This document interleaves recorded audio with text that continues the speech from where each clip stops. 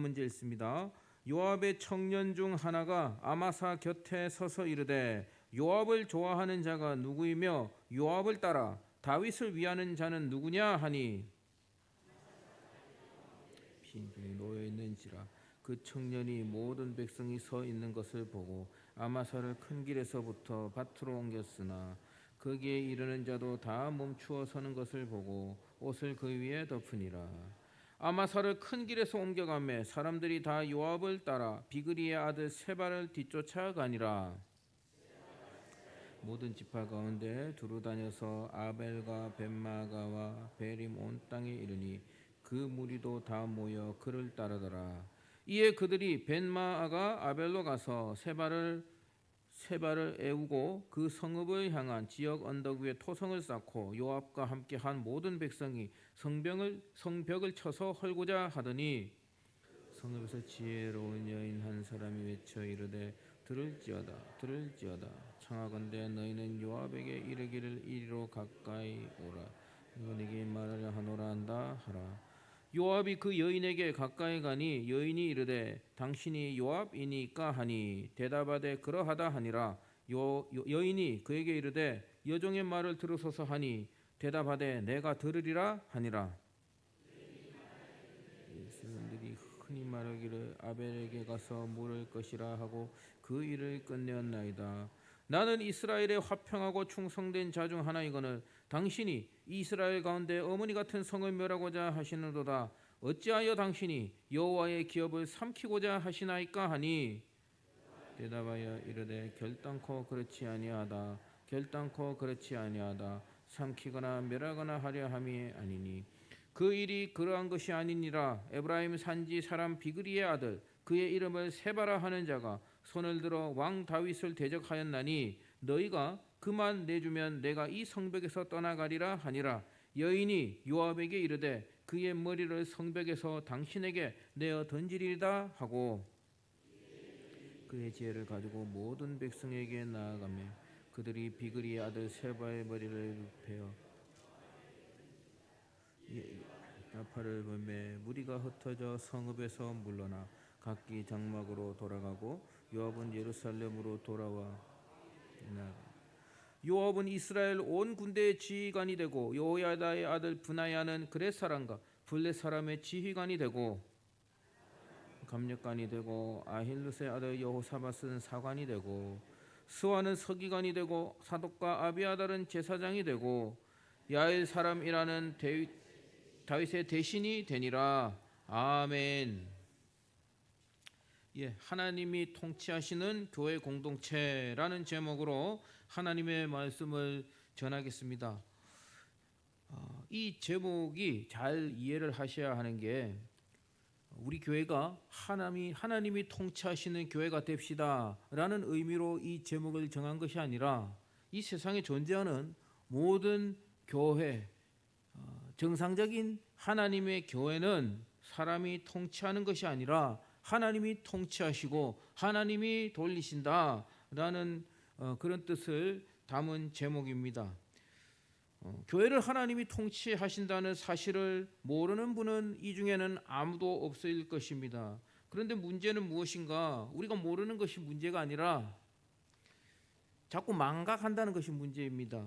하나님은 눈에 보이지 않고 사람은 눈에 가까이 보이다 보니 자꾸 망각하는 것이죠. 우리 교회같이 어느 정도 규모가 있는 교회들은 좀 덜 하긴 합니다만 규모가 작은 교회들 같은 경우는요, 그 교회 안에 아주 영향력이 있는 목사님이나 중직자나 아니면 정말 열심히 일하는 그런 일꾼들, 그런 분들을 보면은 이런 생각이 듭니다. 저 사람이 없으면 우리 교회는 안 돌아갈 거야. 저 사람이 없으면 우리 교회 문 닫을 거야. 그런 착각을 할 때가 종종 있다는 것이죠. 그런데 그 사람이 교회를 돌아가게 만드는 것이 아니라 하나님께서, 교회의 주인 되신 하나님께서 그 사람을, 그 일꾼을 그 교회에 배치시켜서 그 교회를 돌아가게 만드시는 것입니다. 그 사람이 빠져도 또 다른 사람이나 또 다른 방법으로 교회가 문제없이 질서를 갖추어서 돌아가는 것을 우리는 보게 된다는 것입니다. 그래서 교회는 하나님께서 통치하시고 돌아가게 만드신다. 사람이 하는 것이 아니다. 사람은 오직 도구일 뿐이다. 라는 것을 말씀드리고자 하는 것입니다. 몇 달 전에 저에게 저 개인 신변에 있었던 일입니다. 작년 5월 말쯤에 우리 담임 목사님께서 안식년을 5월 말쯤에 가셨는데 목사님 안식년 가시고 약 2, 3주 정도 지났을 때 일어났던 일입니다. 제가 아는 어떤 목사님께서 저에게 전화가 왔습니다. 이 목사야, 우리 노예 모 교회에 30년 심무하셨던 담임 목사님이 이제 은퇴를 하신다. 교회가 이제 담임 목사를 청빙하니까 일단 서류를 내라. 내가 말을 다 해놨다. 서류만 넣으면 아마 너가 될 것 같다. 라는 말을 하신 적이 있습니다. 그래서 제가 그 목사님에게 말씀드렸죠. 목사님, 우리 담임 목사님요 안식년 가셔서 제가 석 달 동안 집을 지켜야 됩니다. 그리고 또 저도 우리 교회 온 지 얼마 안 됐습니다. 한 3년 정도밖에 안 됐고 또 같이 있는 우리 교육자들 저보다 더 얼마 되지 않았고 그리고 또 연배도 또 아직 어리고 좀 젊고 그래서 제가 지켜야 됩니다. 담임 목사 되는 것도 중요한데 저도 품위 유지해야 되지 않겠습니까? 제가 그렇게 말을 했습니다. 근데 그 목사님 하시는 말씀이 단호하게 말씀하시더라고요. 임 목사, 너 없어도 하나님 대일교회 다 돌아가게 만드신다. 착각하지 마라. 그게 부목사 병이야. 그렇게 말을 하더라고요. 그게 부목사 병이야. 뭐 어쨌든 결론적으로 저는 뭐 지원하지 않았고 작년 11월 말쯤에 그 교회 후임이 정해지고 위임식을 했습니다. 저랑 친한 동기가 어떻게 하다 보니 그 교회의 후임 목사가 되어서 지금 위임식을 다녀왔습니다. 그런데 그 동기가 이제 후임 담임 목사가 된 과정을 제가 우연찮게 들었습니다. 어떤 분이 추천을 하고 어떤 과정을 통해서 그 목사님이 후임이 되었다라는 것을 제가 우연찮게 들었는데 제가 느낀 점이 있습니다. 그때 내가 지원을 했었어도 절대로 안 됐겠구나. 지원 안 하기를 정말 잘했다. 지원했다간 진짜 망신만 당할 뻔했다. 그런 생각을 했습니다.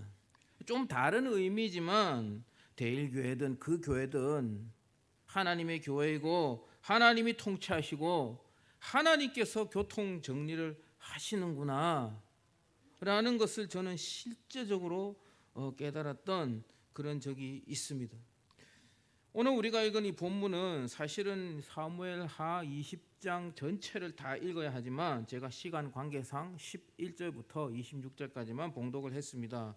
먼저 20장의 내용을 간단히 제가 요약을 해서 설명을 드리겠습니다.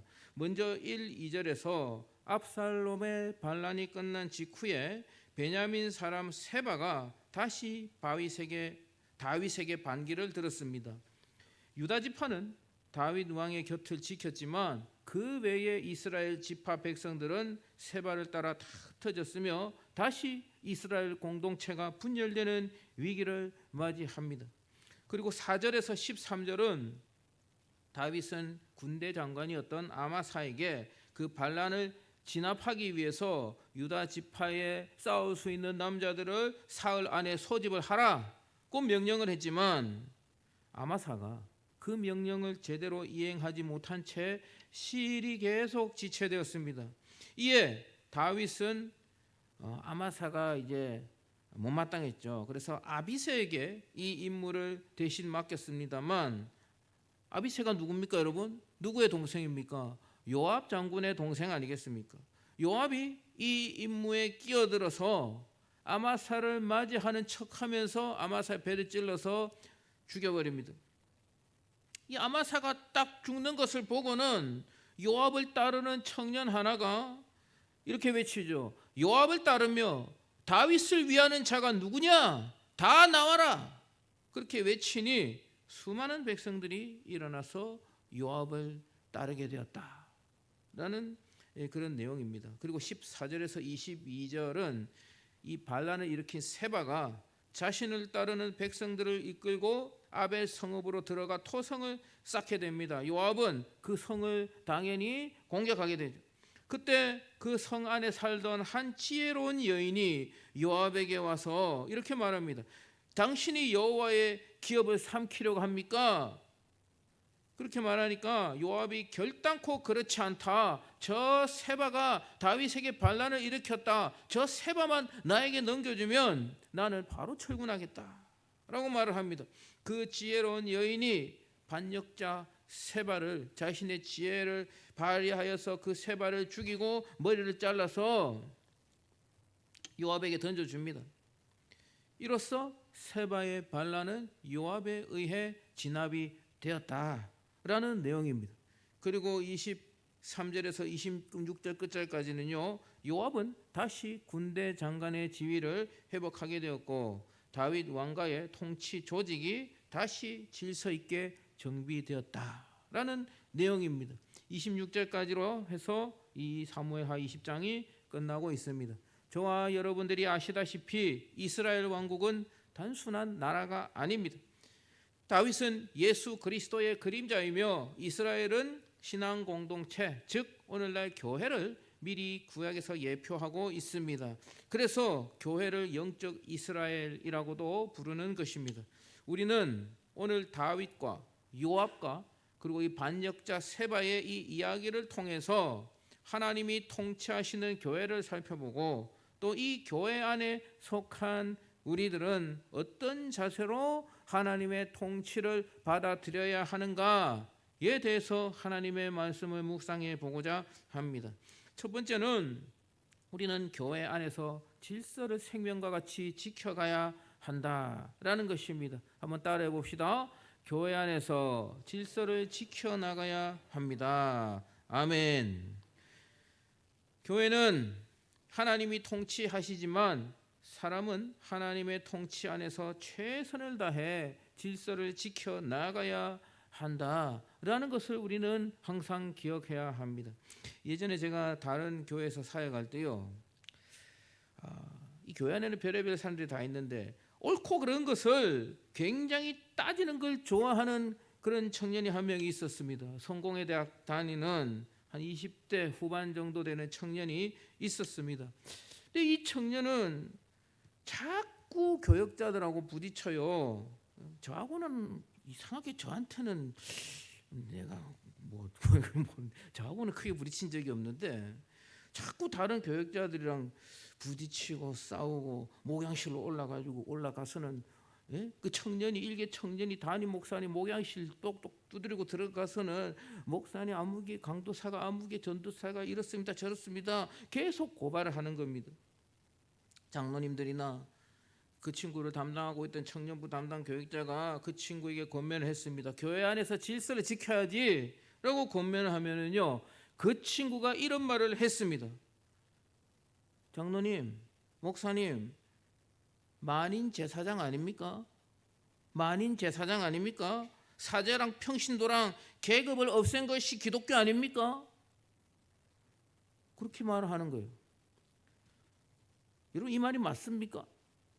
얼핏 들으면 맞는 것 같은데, 여러분, 구원이나 속죄에 있어서는 우리가 사제를 거치지 않고 제사장의 피를 뿌리지 않고 바로 예수님의 이름으로 예수님의 보혈을 힘입어서 하나님 앞에 나아갈 수 있습니다.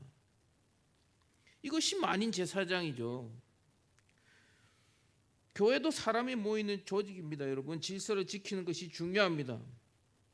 구원에 있어서는 질서가 없습니다.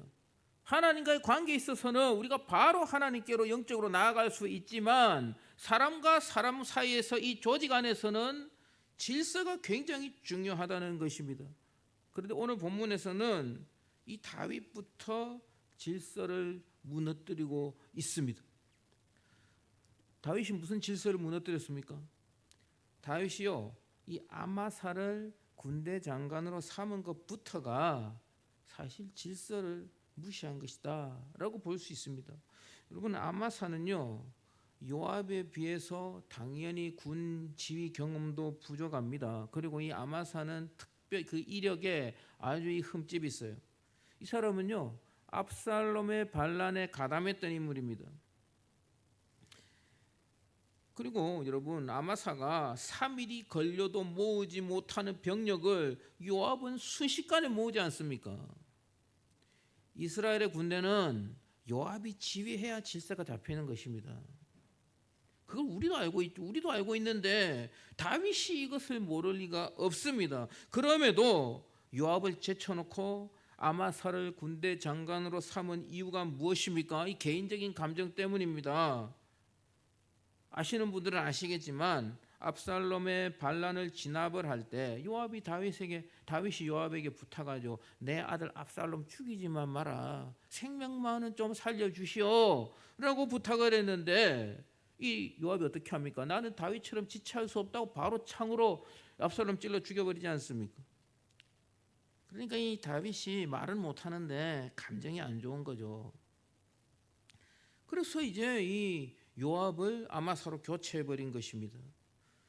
아마사가 임무 수행을 제대로 하지 못하자 요압으로 교체하지 않죠. 아비새에게 임무를 준 것은 무엇입니까? 차마 다시 요압을 군대 장관으로 바꾸면 자신의 실책을 인정하게 되는 그런 꼴이 되죠. 그래서 자존심을 세운 것인데 실제로는 아비새를 군대 장관으로 세웠지만 실제로는 요압아 너가 알아서 좀 해봐 라는 뜻일 겁니다. 다윗의 마음을 이해하지만 어쨌든 여러분, 이 다윗은요 왕으로서 이스라엘 군대의 질서를 무너뜨린 것이다 라고 볼 수 있습니다. 그리고 여러분, 요압도 마찬가지입니다. 요압도 아주 결정적으로 질서를 무너뜨리고 있습니다. 요압은 아마사를 자기 마음대로 죽였습니다. 아무리 다윗의 명령이 이게 실책이었다고 할지라도, 다윗의 인사 정책이 실책이었다고 할지라도 왕이 임명한 군대 장관인데 자기 마음대로 죽이고 지휘권을 빼앗았다는 것입니다. 이것은 신하의 질서를 무너뜨린 것입니다. 이렇듯 교회 공동체는 영적인 질서가 매우 중요합니다. 질서를 무너뜨리면 공동체가 큰 위기에 봉착하게 된다는 것이지요. 여러분, 교회뿐만 아니라 이 세상에 사람이 모이는 모든 조직은 질서가 중요합니다. 여러분, 군대도 질서가 중요하고요, 학교도 질서가 중요하고 회사도 질서가 중요합니다. 그런데 교회 말고 이런 조직들은요 질서를 잡을 수 있는 장치가 있습니다. 여러분, 군대는 상명하복 아닙니까? 여러분, 군대에서 명령 거부하면 어떻게 됩니까?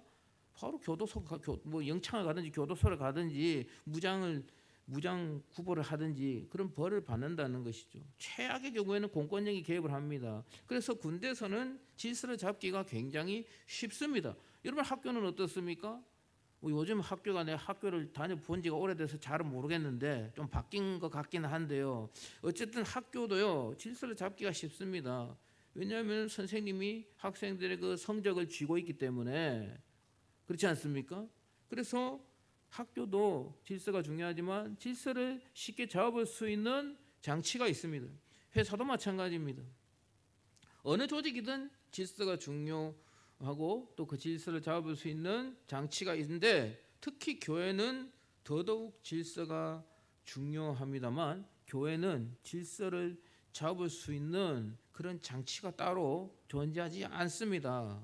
그래서 이 교회는 회사나 군대나 다른 조직에 비해서 질서가 무너지는 것이 굉장히 쉽다는 것입니다.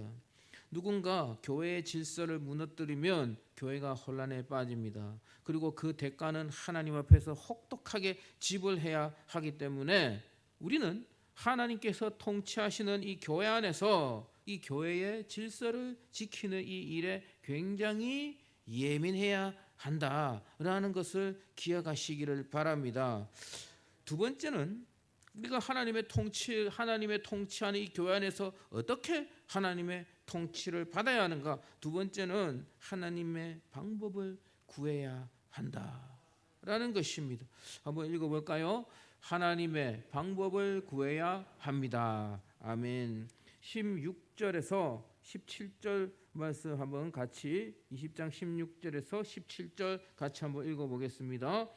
그 성읍에서 지혜로운 여인 한 사람이 외쳐 이르되 들을지어다 들을지어다 청하건대 너희는 요압에게 이르기를 이리로 가까이 오라 내가 내게 말하려 하노라 한다 하라. 요압이 그 여인에게 가까이 가니 여인이 이르되 당신이 요압이니까 하니 대답하되 그러하다 하니라. 여인이 그에게 이르되 여종의 말을 들으소서 하니 대답하되 내가 들으리라 하니라. 아멘. 여러분, 요압이요 질서를 무시하는 인물이지만 그래도 지혜가 없는 사람은 아닙니다. 그리고 이 사람이 듣는 귀가 열려 있는 사람입니다. 보통 사람은 아니죠. 이 사람이 자신의 방법대로만 밀어붙였다면 많은 희생이 생겼을 것이고 그 성읍도 파괴되었을 것입니다. 그런데 이 여인의 말에 귀를 열고 대화를 시도하고 있습니다. 세바의 목만 넘겨주면 성읍을 파괴하지 않고 무고한 백성들을 죽이지 않겠다라고 약속을 했습니다. 22절도 한번 읽어보겠습니다. 이에 여인이 그의 지혜를 가지고 모든 백성에게 나아가매 그들이 비그리의 아들 세바의 머리를 베어 요압에게 던진지라. 이에 요압이 나팔을 불매 무리가 흩어져 성읍에서 물러나 각기 장막으로 돌아가고 요압은 예루살렘으로 돌아와 왕에게 나아가니라. 아멘. 요압은 쓸데없는 희생을 보지 않고 반란을 성공적으로 진압했습니다. 이것이 오늘 본문의 결론입니다. 여러분, 이 지혜로운 여인이 어디서 나왔습니까? 계산 밖에 있죠. 이런 사람들은요. 무너진 이스라엘의 질서를 회복시키고자 사용하시는 하나님의 방법, 하나님의 도구인 줄 믿습니다. 사람의 계산 밖에서 일하는 하나님의 방법인 줄 믿습니다. 다윗도 질서를 무너뜨리고 요압도 질서를 무너뜨려서 아마사가 죽게 되고 나라가 엉망이 되었으나 사람의 실수도 하나님의 일하심에는 방해가 되지 못한다. 사람의 악함이나 사람의 실수도 하나님의 뜻을 이루는 도구가 된다라는 것입니다. 오히려 하나님께서는 사람의 실수나 악함을 선하게 사용하시기도 합니다. 전혀 엉뚱한 방향으로 가고 있지만 하나님은 이 지혜로운 여인을 숨겨 놓으셨다가 결정적일 때 사용하십니다. 이것이 하나님의 방법이라는 것입니다. 하나님의 방법을 구하시기를 바랍니다. 여러분, 이 말씀의 최종 결론이 바로 무엇입니까? 23절에서 26절까지입니다. 요압은 이스라엘의 온 군대의 지휘관이 되고 여호야다의 아들 브나야는 그렛 사람과 블렛 사람의 지휘관이 되고 아도람은 감역관이 되고 아힐롯의 아들 여호사밧은 사관이 되고 스와는 서기관이 되고 사독과 아비아달은 제사장이 되고 야일 사람이란 다윗의 대신이 되었다 라고 말씀하면서 오늘 본문이 끝나고 있습니다. 이게 무엇을 의미합니까? 다윗 왕국의 질서가 잡혔다는 것입니다. 전혀 새로운 사람들이 그 자리에 올라간 게 아니고요. 이 사람들은 원래 일하고 있던 사람들입니다. 아비아달과 사도 원래 제사장 아닙니까, 여러분? 질서가 잡혔다는 것입니다. 자리가 확고해졌다는 것입니다. 사람의 방법과 사람의 경험과 사람의 지혜는 한계가 있습니다. 많은 수고와 희생이 따를 수도 있고 또 그렇게 한다고 해도 문제가 해결이 안 될 수도 있습니다. 그러나 하나님은 우리의 손이 닿지 않는 곳에서 역사하시는 줄 믿습니다. 그래서 우리는 항상 하나님의 지혜와 하나님의 방법으로 교회를 통치해 주시옵소서라고 기도해야 한다는 것입니다. 특히나 교회 안에서 중요한 일을 할 때나 교회의 질서가 무너졌거나 교회 안에서 어려운 문제들이 생겨났을 때 우리는 사람으로서도 최선을 다하며 문제를 해결하기 위해 노력해야 하겠지만 우리는 이 기도를 반드시 구체적으로 해야 합니다. 어떤 기도입니까? 하나님의 방법으로 일하여 주시옵소서. 우리는 이 기도를 기대하며 믿음으로 해야 한다는 것입니다. 사랑하는 성도 여러분, 말씀을 정리하겠습니다. 교회는 사람이 아니라 하나님이 통치하십니다. 사람을 도구로 사용하셔서 사람을 방법으로 사용하셔서 하나님께서 통치하십니다. 중요한 사람이 빠져도 영향력 있는 사람이 빠져도 능력 있는 사람이 없어져도 하나님은 다른 사람을 사용하셔서 그 교회를 운행하시고 통치하신다는 것입니다. 교회 안에 있는 우리들, 하나님의 통치를 받는 우리들은 어떠한 자세로 하나님의 통치를 받아야 하는가 두 가지 말씀드렸습니다. 첫 번째는 교회 안에서 질서를, 영적인 질서를 생명처럼 지켜야 한다라고 말씀하십니다. 그리고 두 번째는 사람의 경험, 사람의 지혜, 사람의 방법을 넘어서서, 사람의 계산을 넘어서서 하나님의 방법을 구해야 한다라고 우리들에게 말씀하여 주셨습니다. 사랑하는 우리 대일교회 성도 여러분, 지금까지도 여러분들은 교회 안에서 질서를 너무나 잘 지키시고 하나님 앞에서 무릎 꿇으며 하나님의 방법을 구하며 지금까지 왔습니다. 앞으로도 그렇게 하시기 바랍니다. 그리고 우리의 다음 세대들, 그들도 역시 우리 성도님들과 같이 교회 안에서 영적인 질서를 생명처럼 여기며 또 교회가 어려운 문제 생겼을 때, 중요한 문제가 생겼을 때 하나님의 방법을 믿음으로 구하는 저와 여러분들, 우리의 다음 세대들이 되시기를 주님의 이름으로 간절히 축복합니다. 우리 다 함께 찬송가 210장 부르면서 하나님 앞에 찬송 드리겠습니다.